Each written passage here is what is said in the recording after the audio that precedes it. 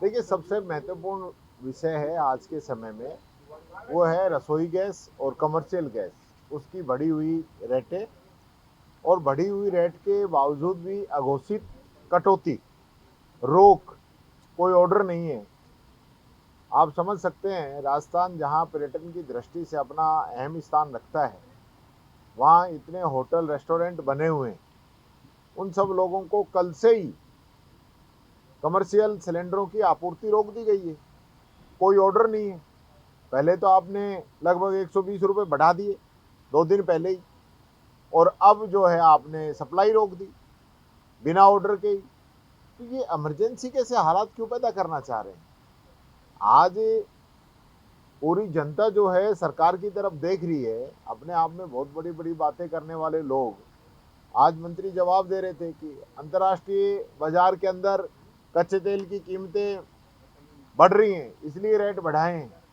तो भैया, हमने 500 रुपये में जब सिलेंडर दिया था, तब बाजार में सिलेंडर की कीमत 850 रुपये थी, और वो घट के 600 रुपये हो गई, और उसको भी आप अब 450 रुपये में दे रहे हैं।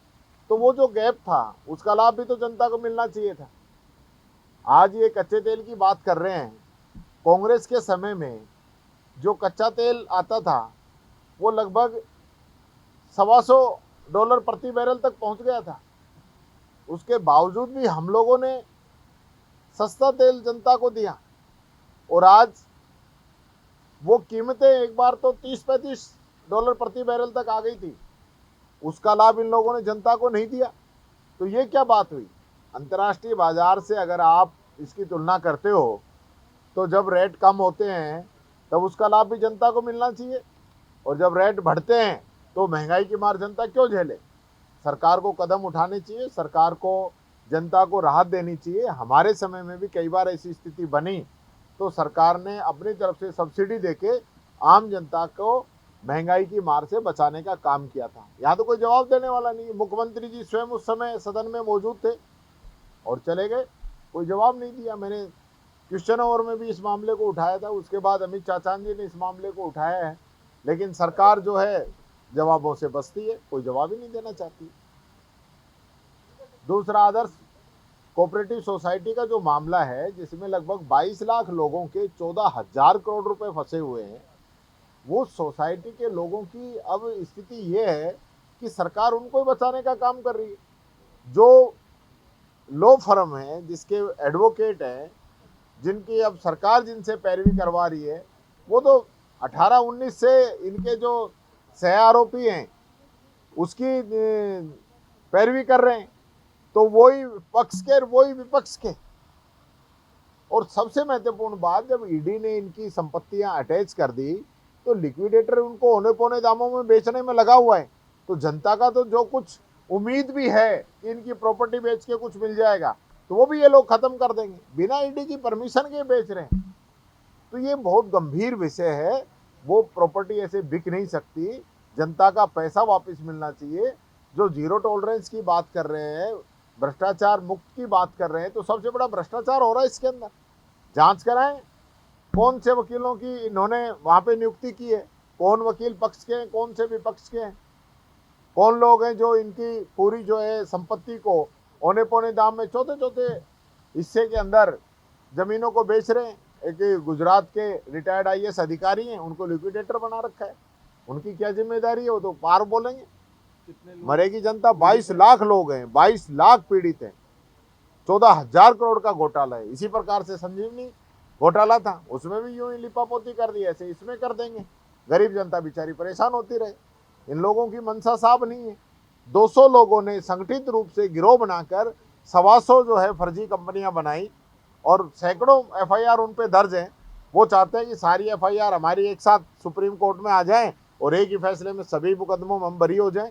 ये बहुत जो है खतरनाक खेल इसके पीछे खेला जा रहा है। ये बात मैं कहना चाहूंगा, सरकार को इस पर संज्ञान लेना चाहिए। सर, एक महत्वपूर्ण बात, आज सुबह विधायक दल की बैठक हुई थी। मुख्यमंत्री ने बैठक ली सभी विधायकों की, सत्ता पक्ष की, और कहा कि तीसरी आंख है जो तुम्हारे ऊपर नजर रख रही है। ये क्या वो तो देखने में पहले से भी रख रहे हैं। ये तो इनके तो ये तो बयान पहले भी आ चुके हैं।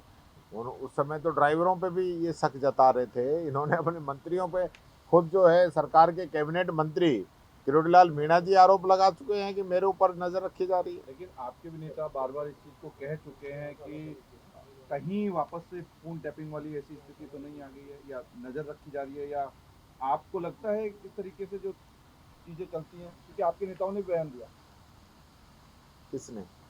पहले जब वो समय गया, उस समय क्या थी वो तो जांच का विषय है, जांच चल रही है।